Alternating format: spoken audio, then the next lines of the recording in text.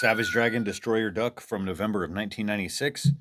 So, this comic may look like your typical superhero crossover, but what this actually is a heist. This comic attempts to steal a character away from the Marvel Universe and give it back to its creator. So, let's get the credits out of the way here.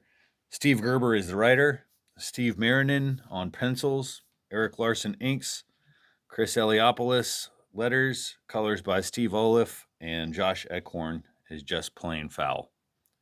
So, the writer of this book, Steve Gerber, also the creator of Howard the Duck. And I don't have time to get into all the history with the character, but the relevant part is, Marvel Comics owns the rights to Howard the Duck, despite the fact that it was created by Steve Gerber, and he sued them in the 80s and ended up settling the lawsuit, and they retain the rights, to this day. But back then, Gerber created Destroyer Duck, a comic book drawn by Jack Kirby to pay for his legal fees while he was suing Marvel. And Gerber and Kirby were two guys who the Image founders looked to as examples of creators who were like screwed over by Marvel. And when they were inspired to make their own company, they put creators' rights first because of the history of Gerber and Kirby.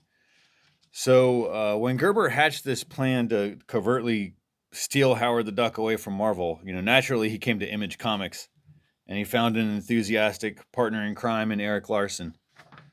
And so this book is only half the story. The other part of this heist takes place in another comic that Gerber also wrote for Marvel at the end of 1996, Spider-Man Team Up number 5, guest starring Howard the Duck. So essentially we have two stories here, Savage Dragon and Destroyer Duck, and then Spider-Man and Howard the Duck in that other comic.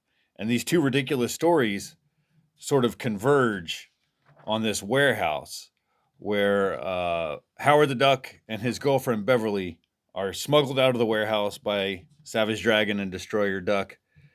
And there's this, crazy fight with a snake lady and this elf with the gun.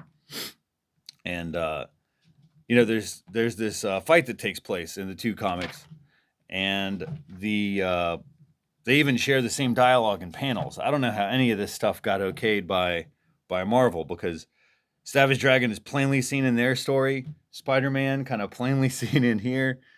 But either way, Spider-Man pretty much ends up leaving with the clone of Howard, and the real Howard and Beverly go into witness protection and assume fake identities as Leonard and Leonard the Duck. And so let's see what else we got here. I completely forgot to mention, that's Leonard. That's the new Leonard the Duck, basically, which is a spoof of the Howard the Duck OG cover. I also completely forgot to mention that the freaking Ninja Turtles are in this book. So just more insanity, totally off the rails. And in hindsight, this is all pretty silly. It has no legal ramifications. Gerber didn't do anything really with this Leonard the Duck character. Marvel continued to use Howard the Duck. And even Gerber would go back to Marvel in 2001 to do another 6-issue Howard the Duck series for Marvel, Marvel Max, I think. And then, he sadly died in 2008 at the age of 60. So this is just a crazy idea from these two dudes. And they both have plenty to say about creators' rights here and how this book came together. So Gerber kind of fills us in on all the details of how this thing came together.